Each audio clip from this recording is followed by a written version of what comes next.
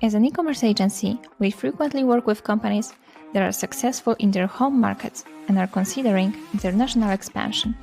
Many are evaluating whether expanding abroad is right and which market would be most beneficial for their business.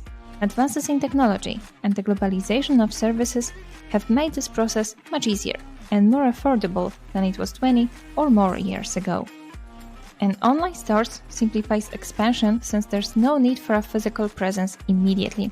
Our clients recognize the immense growth potential of online stores and seek guidance from us.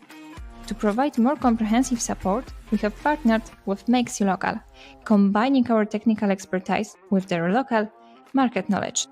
You will find our details in the description. So let's start and dive into another e-commerce market.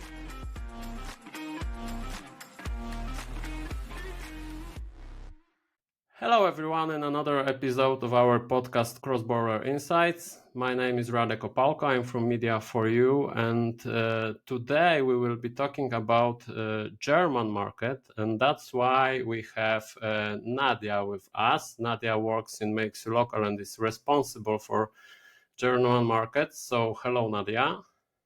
Hello, nice to meet you. Nice to meet you too. It's really good to have you here. So first of all, maybe you would say a few words about your role at Makes You Local. Yeah, sure. I am a localization specialist at Makes You Local. I've been here for 2.5 years, and I've specialized in localization for online shops, and I've helped a lot of them in my time here already. And I am also an e-commerce manager and the team lead for our team here in Berlin in our office. And yeah, I really enjoy the work that I do in localization. And yeah, the German market is not always the easiest. So I'm glad I can be here and talk about it. Yeah, and what's very important is your mother market, yeah? So you come from Germany, yeah? So yes, I am German. I was born here. I live here. I am fully German. Yeah, so it's good to have you here because you are a very good source of knowledge. We at Media4You are in the situation currently that we are expanding our own operating area by the DACH region, so the analysis of the German market are very close to us. So today's episode will be also very interesting for me. Very personal.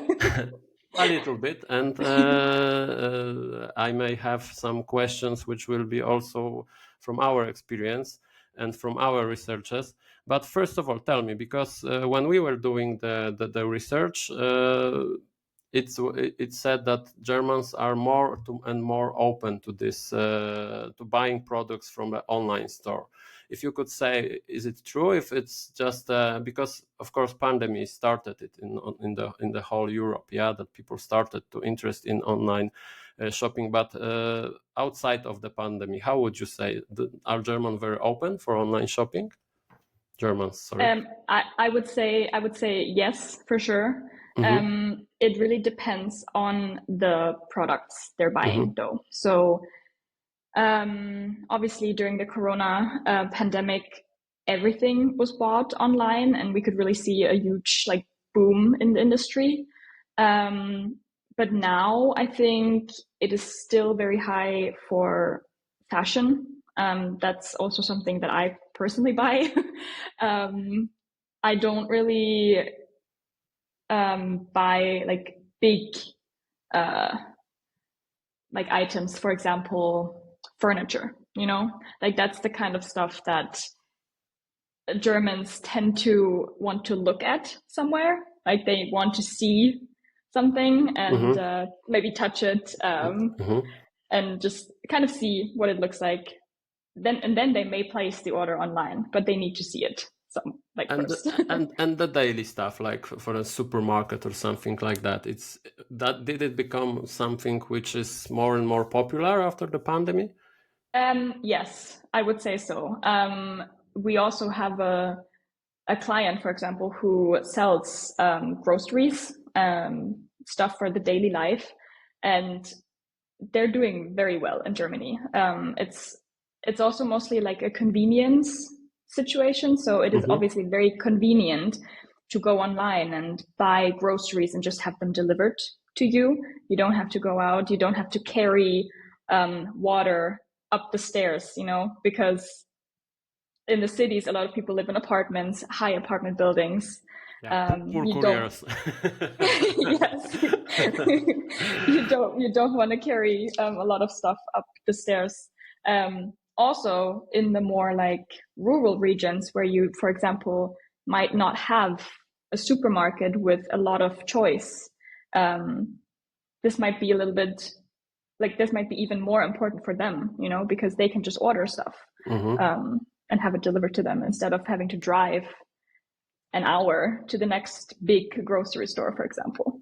Yeah, it's also more and more popular here, but the pandemic also changed that a lot. Yeah, because people checked were forced to do that. Yeah, as you mentioned, you couldn't go to the store and realize that it's so easy. Yeah, that's how you said. Normally, you go with 12 bottles of mineral water on the stairs, and right now courier can get it, and they say, wow, it's a nice idea. Yeah. So online shopping, but how about paying using this mobile devices? Because I was very surprised because due to this expansion, which I said to you, I'm more and more often in Germany right now, and I was surprised that still, for example, in the restaurants or in the park machines, there is no option for paying with the mobile device. How would you say about it? How do you see it? I think it's also a money, like a financial situation. So, for example, for a restaurant, it is very expensive to actually offer card payment. So they have to pay a certain fee, which is why they would much rather just have cash. But in general, like in grocery stores, in shopping malls, like you have the option to pay with card, obviously. And I would say 80 to 90% of people pay with card. Like I rarely have cash on me. Sometimes I do when I know I'm going to like a bakery, for example, and I need to get like breakfast. I don't want to pay like a €2 bread with card. Like that seems weird to me. But yeah, it is a very, like, it's a split. I think it's also a generational split. The older generation prefers the real deal, like money, real money, and the younger generation rarely has cash on them and just wants to pay with card. And if they can't pay with card, then they're not going to that place. They're not buying from that place. Yeah, that's why I was surprised, because we have it here. Yeah, me also. I don't have cash with me. Cash for me is a problem. Yeah, because you can lose it. You can I don't know. You need to store it somewhere. I don't use wallet because I have electronic wallet. I have my ID there. I have my driving license there. I have a bank in my mobile. So it's strange. So it's. I'm wondering if it's changing, because in Poland also a lot of people just entering the restaurant and seeing that, oh, there is no card payment, I don't enter here, So is it the same in Germany, that German companies see that and are changing that, or is it that they want to stick to it because, I don't know, it's a tradition, they want to have it and that's it? No, they are offering it more and more. So it is definitely a trend that we see here as well. But what I think is very interesting, especially for online purchases, there's one side of the Germans who want to pay as quick as possible, like within like a mobile wallet, like Apple Pay, Google Pay, PayPal, all that. But then there's also the other side that still prefers invoice payment. I don't know if that's a thing in Poland as well. Mostly in B2B, but there are also invoices. Yeah. No, but for Germans, it's also for business to customer. So they want to have the product in their hand and then pay afterwards. So that is a very, very specific thing in Germany. And also almost every private person wants to have an invoice. You know, after they've paid, they want an invoice, which states like everything.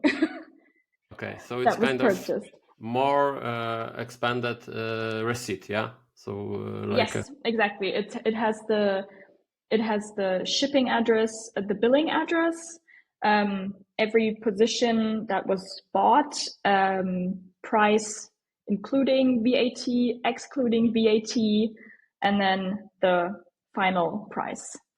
So very specific.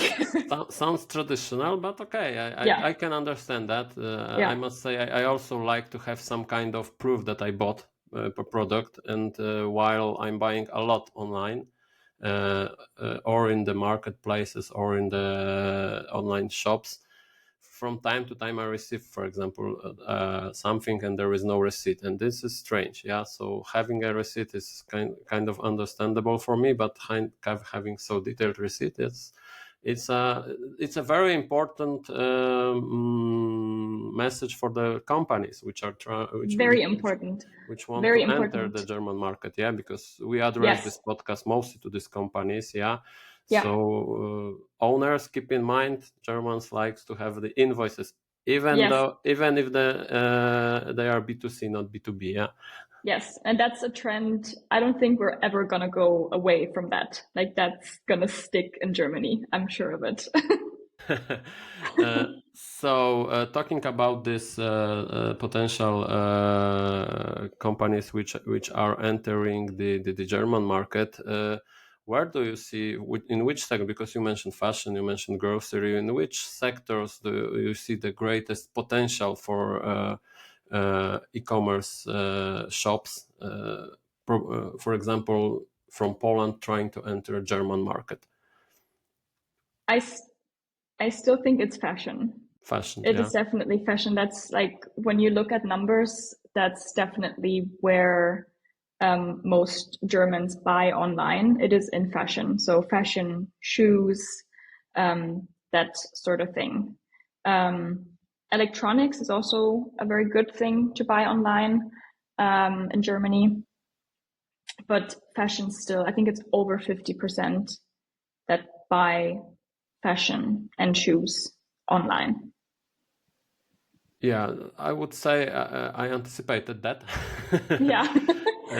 Fashion is a very, very, very online industry right now. Yeah. Yeah.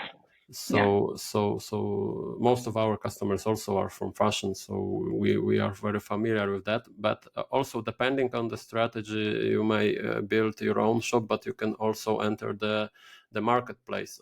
Of course, Amazon is well known in Germany.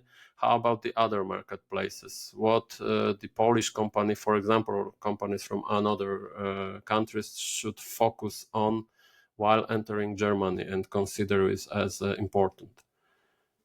There's actually two really, really big ones. Well, Zalando is probably also like known everywhere, I would say. So that's definitely for fashion. But two other ones that I think are overlooked a lot when entering the German market are Otto and Kaufland, which Kaufland is actually a huge grocery store all over Germany, but they have made their own marketplace where they sell everything. And they have gotten really, really big, and a lot of people are buying from there as well. Yeah, they recently entered the Poland also, yeah, because I know Kaufland as something like from ages before, like something like Aldi or just a shop you are going and you are buy products. And right now, their role is bigger. And How about eBay? Is it popular? Because they approached Poland and didn't succeed because we have Allegro, and the Allegro was kind of hard competitor for eBay. And how is it in Germany? Because statistics say that it's still popular, yeah. But how would you see it as a German person? I see it in the statistics as well, but personally, like, it doesn't play a role in my life. It doesn't play a role in any of the people around me. So I don't know where the numbers come from, to be honest. Because there's like eBay, and then there's Kleinanzeigen, which is like a reseller place where private people can sell stuff to other people. I think that is actually more popular than the regular eBay. They used to be together, but they're separate now. So it's now eBay and then Kleinanzeigen. So the reseller stuff is also pretty popular. So the message for the retailers, for the shops which are entering German market, if you focus on Zalando, if you focus on Amazon, Kaufland, and Otto, you will get the biggest share in the market. Yeah. Yes, for sure. We've touched this a little bit, but maybe I would like to expand it a little bit. What payment and delivery methods dominate in Germany?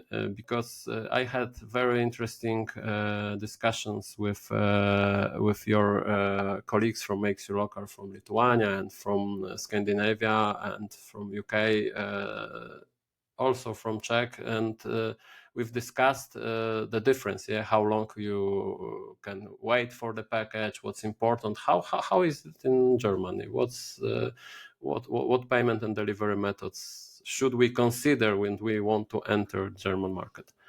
Yeah, so for delivery, I obviously have to mention DHL. It's the biggest one, yeah. They have the most coverage all over the country. They have several like parcel centers where they can deliver from, and they're just very quick. And that's also why Germans are a little bit spoiled, I would say, with like same day or next day delivery. So because the faster DHL is also connected with your post, with your German post, I believe, yeah? Yes, exactly. So German Post and DHL is together, and then another one would be DPD and GLS, I would say, are like the three biggest ones, because they also have a bunch of like parcel shops and the packing stations, like where you can just go and pick up your parcel, where you don't have to be present to receive the parcel. So those are the ones that need to be considered. Like, for example, FedEx or something like that.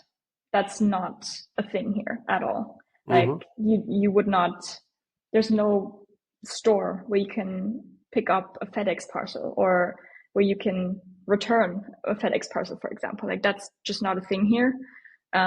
So DHL, DPD, GLS, those things. UPS works as well. But Hermes, because what you've said is corresponding with my notes, and I have the four biggest ones: DHL, DPD, GLS, and Hermes. Yeah. Yes. It might not be very obvious because, for example, in Poland, Hermes is not a popular parcel company, but I think in Germany has also kind of share. Yeah. You're right. Yes, Hermes is a big one as well. Yeah, you're right. And payment methods. Because you mentioned card, you mentioned those invoices. Germans are very, they don't like to be in debt. So they don't really love credit cards, to be honest. They do like to prefer like to pay right away. They would just have it paid right away with PayPal, Apple Pay, Google Pay. Klarna is also a thing. Or they would like to pay afterwards. So delayed payment, buy now, pay later. Genau, yeah, exactly. Pay later, also the slice payment, although that's not that popular. But yeah, if they could pay once they have the parcel, they would prefer that. But payment on delivery or payment in advance? Payment in advance, not on delivery. Okay, Yeah. so payment on delivery is not a thing. Yeah? No, that's not very. No, that's a little bit old-fashioned. Yeah, okay. Yeah, it depends on the countries. As I mentioned, I've spoken with your colleagues. There are places where it's more popular because people like to have, for example, this in the hands. Yeah. And they say, okay, I got it, I can pay. And right now the trend is that you're paying and waiting. Yeah. And that's it. Yeah. Yeah. And how about returning procedures? Are there any specific legal requirements, or is it like in most places? I think what people who expand to or companies who expand to the German market need to know is that Germans love to return. It's very important to know that. Yeah, it is very important. They love to return. So if you can, like, try to avoid like having to return anything. We always say that for a German website, just have as much information as you can on the website. If it's fashion, for example, have size guides or like size charts. Have as much product specifications as you can on the website, so that a German can really make sure this is the product that they want. Because if it's not, they will return it. And as for like legal requirements, the only thing that needs to be considered is that there is like a 14-day withdrawal period. So that's the requirement, the minimum legal requirement. A German customer has to have the right to withdraw from their contract within 14 days. That's set in the law.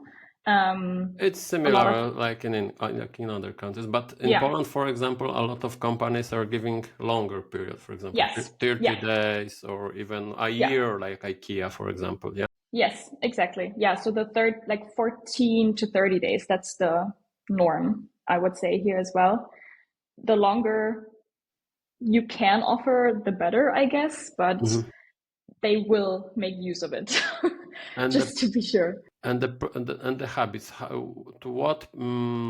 Because some companies started due to the ecological aspect, started to make the returns paid. Yeah, so it's not like you can return in each shop for free. Yeah.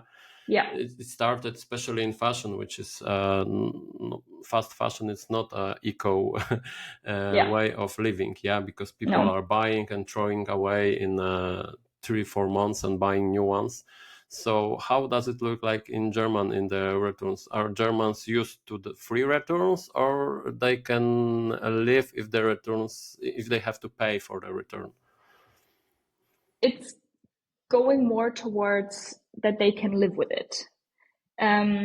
Because like you said, it is a ecological thing. It is a sustainability issue, and it is always good. We always recommend our clients to like reason with the customer and to be like, avoid returns. This is not sustainably friendly, you know?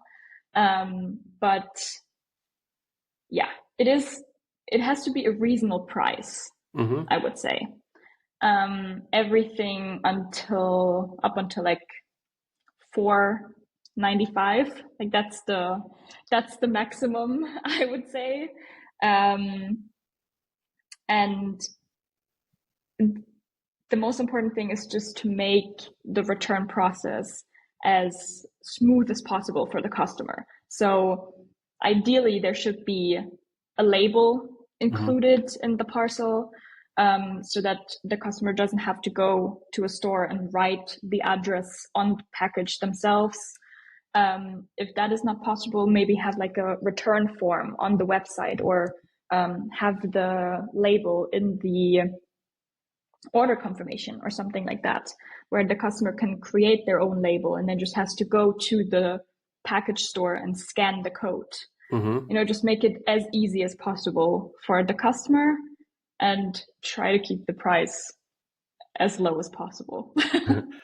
Yeah, but in some countries it's really a problem when the return is not free. So I understand that Germans are following, that it may be a paid procedure because ecology. But and I think it is moving a lot to where they understand that obviously everything gets more expensive, and they understand that there is a small fee to pay. So the under €5 is something they've learned to live with now. Yeah, this is one of the trends, I would say, this ecology trend. And how would you say are the other important e-commerce trends on the German market? How do customers prefer to shop? How would you name it? Germans are very price sensitive. So it's very important that, obviously you can't make sure to always have the cheapest product, but Germans will go out of their way to compare prices. Like we have price comparison sites where you can see a product and then see who sells it. And then they will go on the website for the company that sells it for the cheapest price. But at the same time, it's also very important, like if it is a pricier product, that the quality also is right and that this product doesn't break after 1 month, for example, because they will come back and make a claim and will want to, have a new product as a warranty case or have a financial compensation, some sort. So that's very important. And trust is also a very important thing. So Germans do prefer to buy from stores that are local or at least seem local. So just try to make your website to look as local as possible. Yeah, that's what I wanted to ask, because there is a common saying that German people like German stuff. Yeah, so they can even pay more if the product is made in Germany than to buy the cheapest one, but if it's outside of the Germany. So you are saying that it's true, yeah, because it's like Germans are perceived outside of Germany, yeah, but you as a German can confirm that it's a very important aspect for German customers. Yeah, I think it is important, but I think it is important because the customer is thinking about convenience again. So for example, if they know this is a product made in Germany, it's going to be with them quicker. And the whole, if there's an issue with the order, it's going to be easier for them to communicate with the website or the client, in this case. Instead of a company from China where they have to wait over a week for their parcel to arrive, and then there's no return law or something like that. They would avoid buying from a website like that. And is it only because you've touched a little bit a consumer profile, and it was one of the further questions, so we can switch to that, because do you believe it's just because of time of waiting for that, or maybe there are other aspects that have an influence on that? Because I've shown the statistics that over 2/3 of Germans are willing to pay extra to reduce carbon dioxide emissions. even opting for eco packaging and so on and so on. Is it becoming more and more important right now? Sustainability, you mean? Yeah, and more you can also say about other these aspects which are currently changing, taking under consideration the German customer. Yeah, because German customer was perceived years ago as a very traditional, very glued to the German tradition, to the German companies. Right now, we discussed they are more open. They buy online. They buy product outside of the Germany, but also they become more and more open for those other initiatives like eco, or like how would you describe this profile of the German customer right now? Yeah, because there are a lot of things which were said about Germans customers from the past, and how is the German customers right now?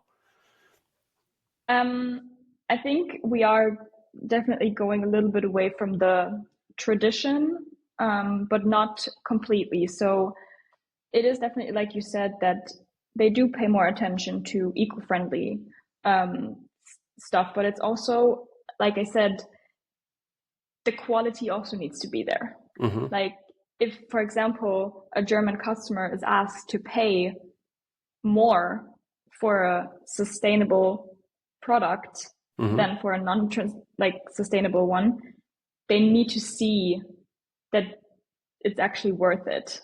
You know, they are very, very critical about greenwashing.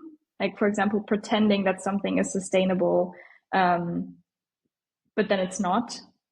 So they will be very angry if they're being, I don't know, I want to say lied to, but it's not something they enjoy. So they want transparency, they want sustainability, and they want quality. So this have to be not only words, yeah. So this is very important message for the companies entering German market. If you write on your shop, if you write on your website that product is sustainable, it must be sustainable. It's not. It cannot be only a marketing, yeah.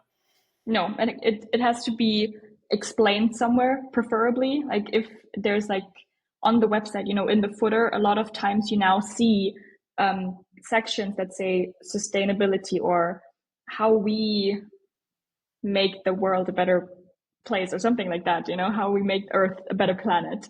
That is something that a German values a lot. And then if they also can really see it on the product that this is very long lasting, or even if it's not, then the warranty regulations have to be correct, Yeah. And if we are talking about the customers, what customer services are most expected by German customers? Yeah, how would you describe them? I would definitely say that German, like the German language, is the most important. The most important indicator for good German customer service. A lot of us speak English, and it's not that they don't know it, but it's a way of communicating. I communicate different in English than I do in German, for example. So if they can communicate in German, they would prefer to communicate in German. And that's also the same in emails and chat, like if you have that. And in general, I would say they still prefer to talk to a human. That's also a situation, obviously, that needs to be mentioned in times like this. So a lot of times we see customers saying, is this a bot that I'm speaking to, or am I speaking to a human? Like they really want to speak to a human being. So I can understand that. Yeah, same. Yeah, I can understand that as well. And a lot of times people still like to just pick up the phone and make sure that they can get the help immediately. I think it's a time thing as well. It's the same with delivery and convenience. They want quick solutions. So it may be perceived as some kind of cost, yeah, because you need to have it settled while you're entering Germany, because not always you have someone in the company which is a German speaker, yeah.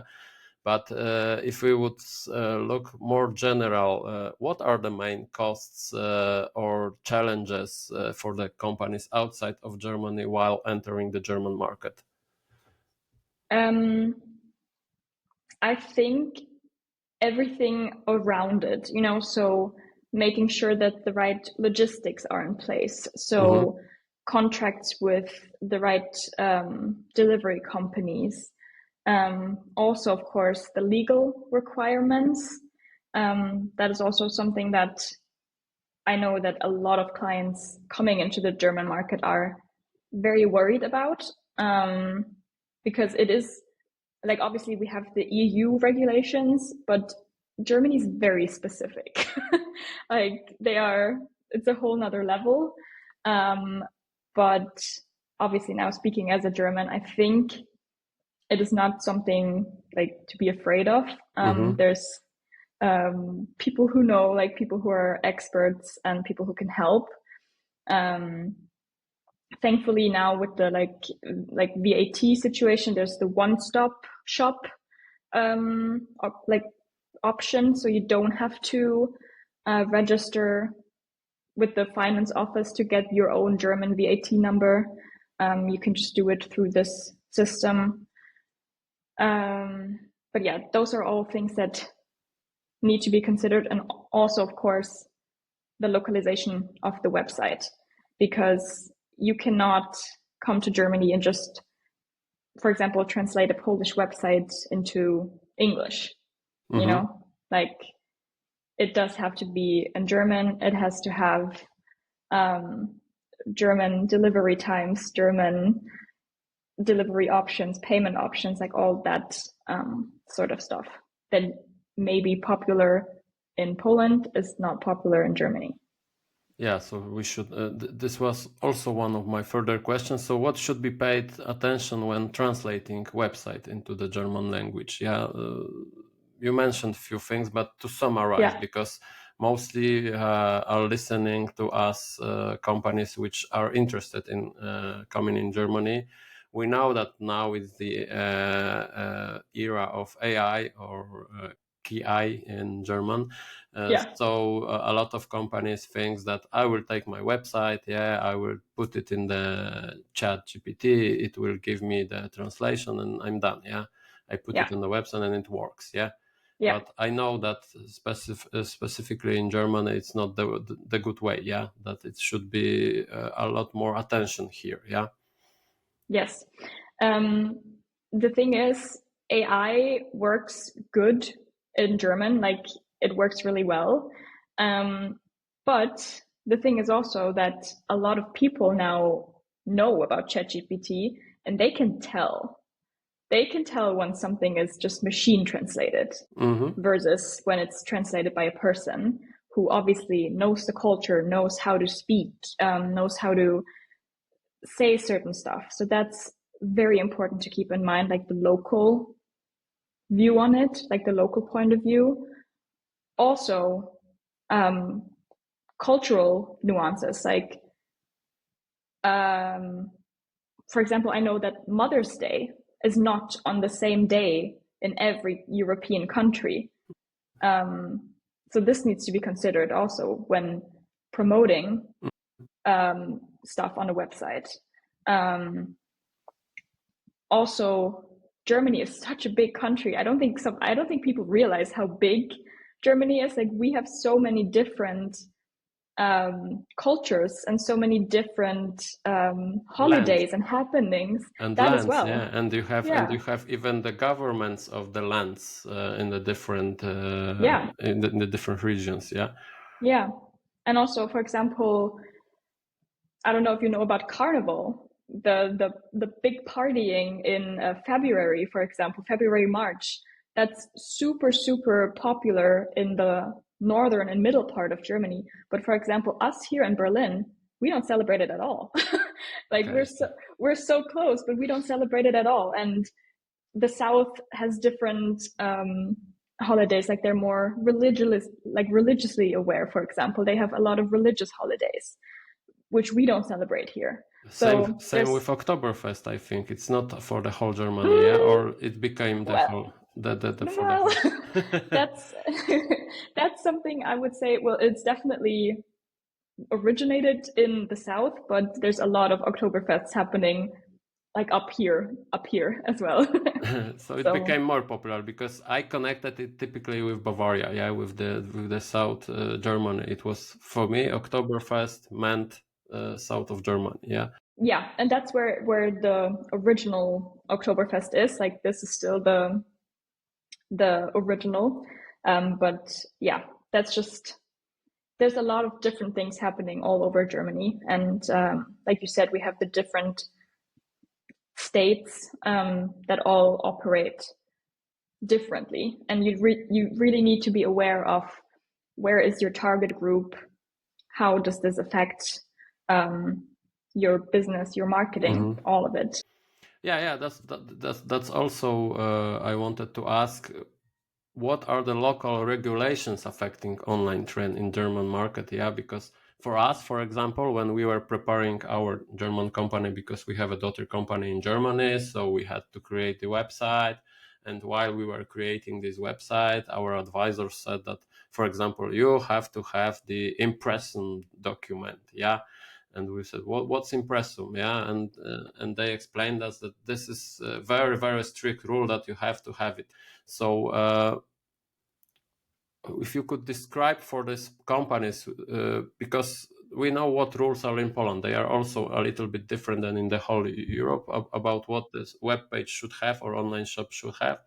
So if you could in few words say, what are the local this regulation which they should meet while building a shop for Germany, yeah, or for the certain regions, for example, yeah.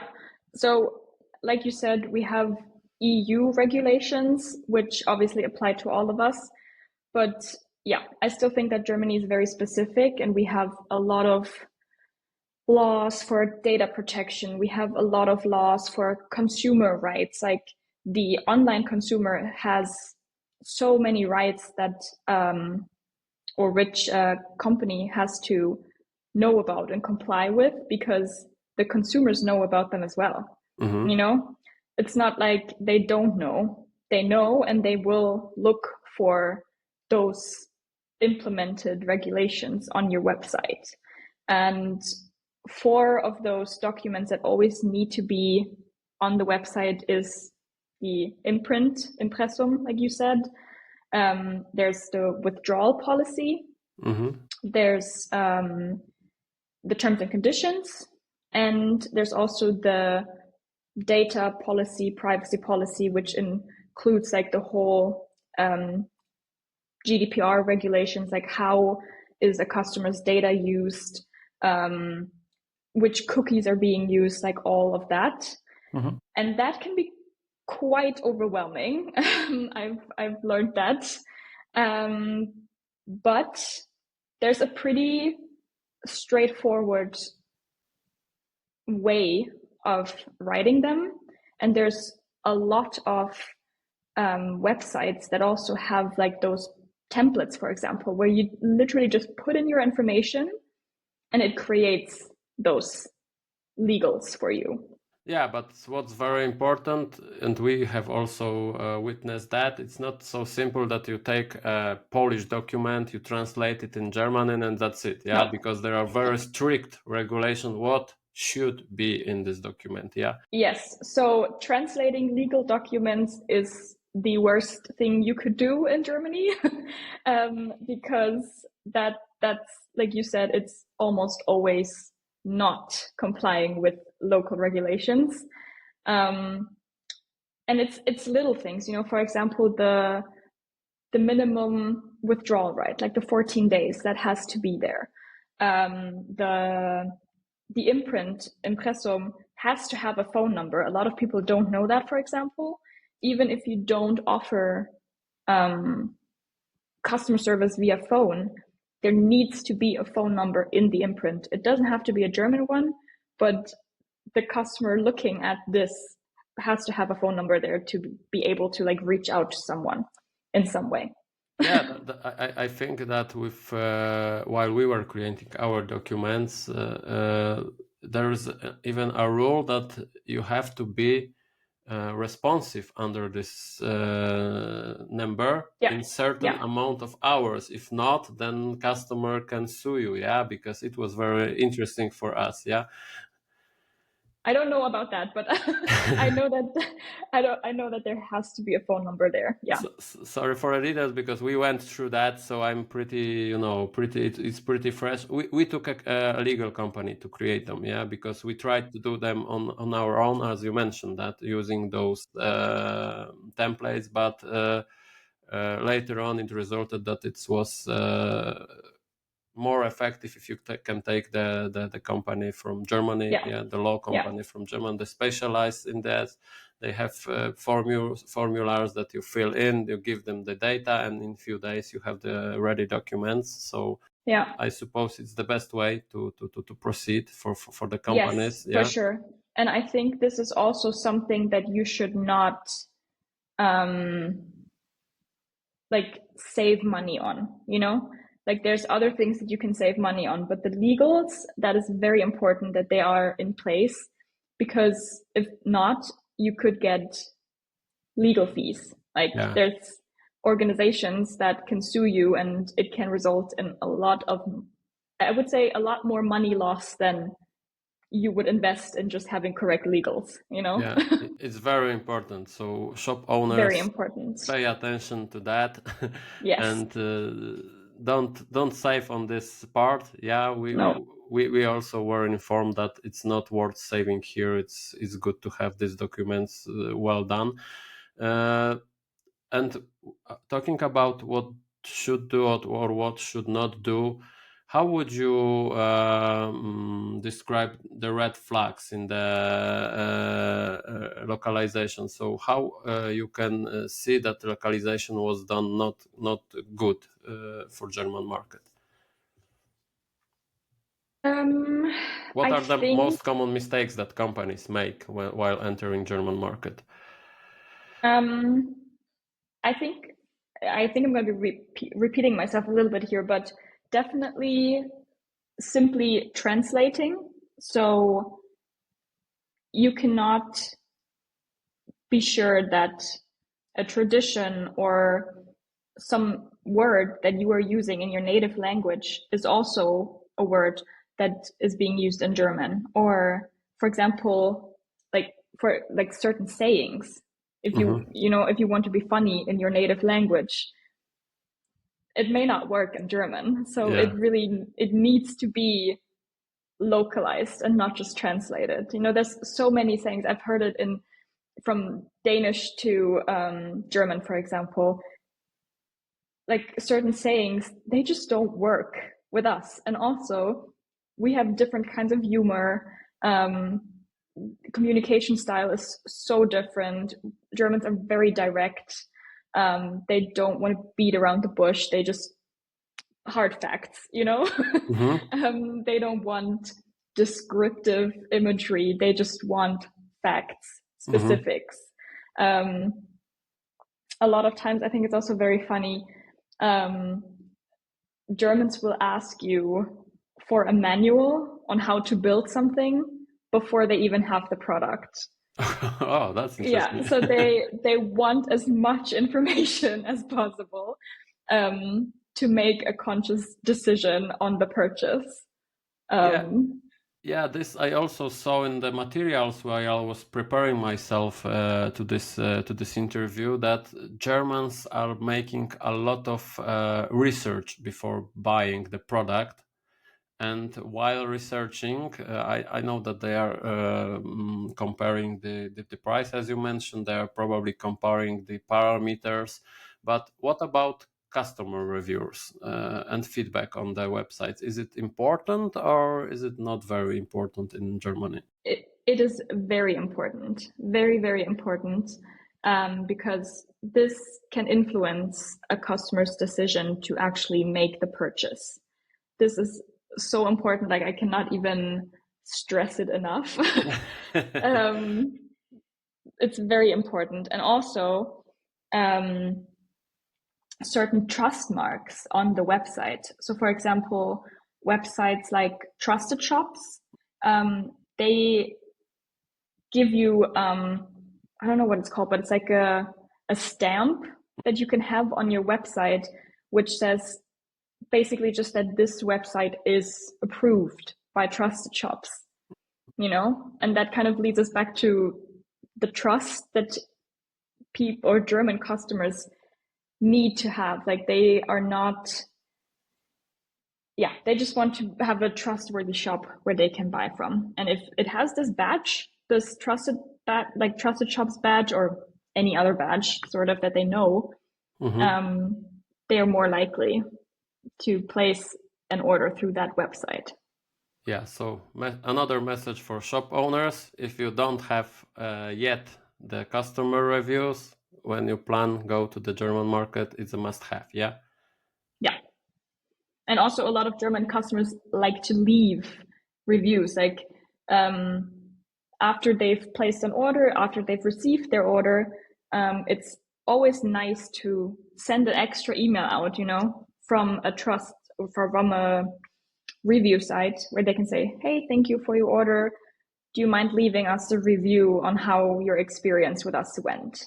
That sort of thing. And then they will leave a review. And is it because, for example, the trend which I observe in Poland, that people like to give them negative opinions? Yeah. So if they are, if they are a witness of some kind of unfriendly behavior, they are very likely to write a negative comment. Yeah, that sucks. This didn't work. But about the positive comments, mostly it's like, okay, I will give this 5 stars, but writing, a sentence or two is a difficult. Is it the same, or Germans like to give a good opinions? No, that's funny. That's the exact same for Germans as well. So they will write this much in a negative review, but they will say 1 or 2 words in a positive review. Yeah, it was okay. Yeah. It was okay. Or just a few stars and that's it. Yeah. Yeah. I will buy again. Yeah, so I believe it's the same here. You mentioned this a little bit, but maybe we can tell a little bit more about it. What are the best strategies to promote a store on the German market? Yeah, so I have a store here. I enter the German market. I make a good localization because I've listened to the Cross Border Insight podcast and they said that I need to do that. And now I have to promote my shop. What are the best strategies for that? I think there's 3 ways. There is influencer marketing. There's a lot of influencers in Germany. And if you can, there's like 2 ways you can promote through an influencer. So you could invest in a big influencer that promotes your product one time, for example, or you could look for like more smaller ones that promote more products. So that would be an option. Another one is marketplaces, obviously. So if you can have your own localized website and also sell on the marketplace, that will for sure give you the trust of a German customer. And thirdly, physical stores. So if you have products that could be sold in a physical store, or if you have physical stores in Germany, you already have a name, and people know your brand. So that's the third good option. But I always recommend having obviously your own website and then one of the other options. So if you can, or if you have the opportunity to sell in a physical store or on a marketplace. And this paid campaigns, Google, Meta, also? Yeah. Yes. Yeah, there's a lot of coverage on all social media. I think actually YouTube is the biggest one in Germany still. Okay. Like that's the biggest social media. And then Facebook, Instagram, TikTok is not that big in Germany, but yeah, those YouTube. are YouTube. Yeah, place YouTube ads. That's a lot of people use YouTube. So at the end, very important topic, which was also touched a little bit by you before, but it would be good to summarize a little bit about these shopping seasons. Yeah, because you mentioned that there are some special moments in Germany that are better for promoting the products or for selling. Of course, we have these global ones like, I don't know, Valentine's Day, Black Friday, Cyber Monday, Christmas, and so on. But if you could advise a little bit to people outside of Germany, what are the seasons where the sales might be increased or decreased because of, I don't know, vacations or something like that? How would you say, how does it look like in Germany? I think the end of season sales are always the ones that are the most important ones. We actually have a term in German that it's Schnäppchenjäger, which is a bargain hunter. So they love to look for, sales and cheap prices and where they can get like a good discount and offer. So now after Christmas, I think most companies are already starting their end of winter or after Christmas sale on the 26th of December. That's a huge sale opportunity. And then also after summer. So end of summer sales, especially because fashion is so big in Germany. Those are the very high seasons. And then, of course, like you said, Black Friday is a big thing here as well for electronics. But I think during summer, let's say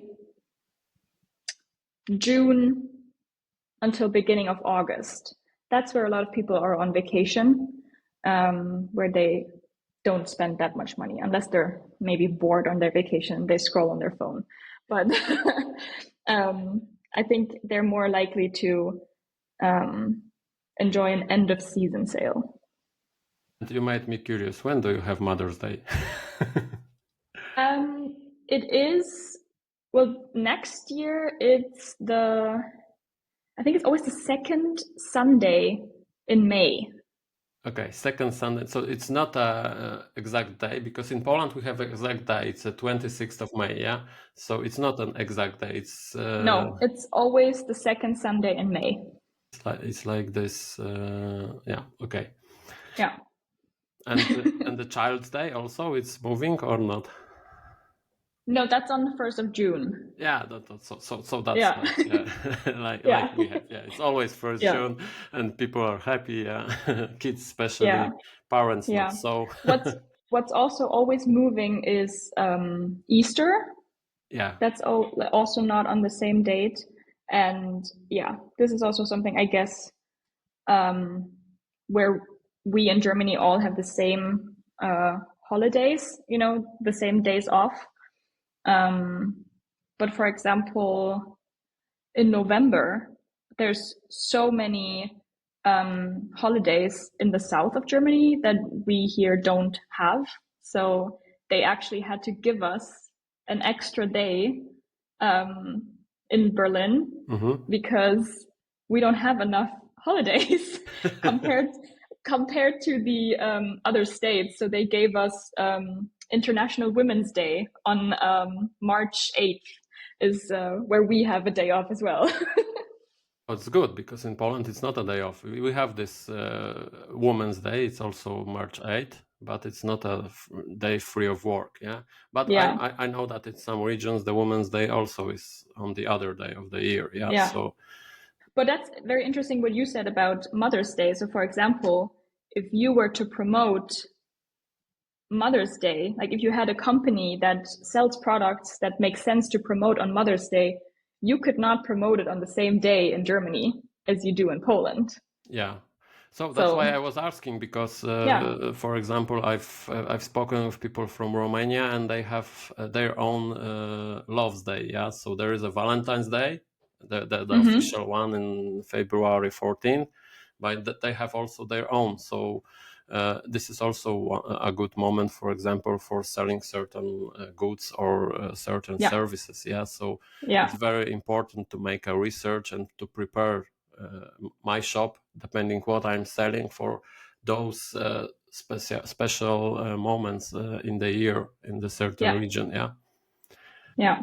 But also, when you're preparing these reports for the potential customers in your local, you probably are informing about those seasons. Yeah. Yes, always. We actually have something called a local marketing calendar, which we do for every country, and we do it for every quarter, where we just write about the happenings and holidays that are happening all over the country in those specific months in the quarter.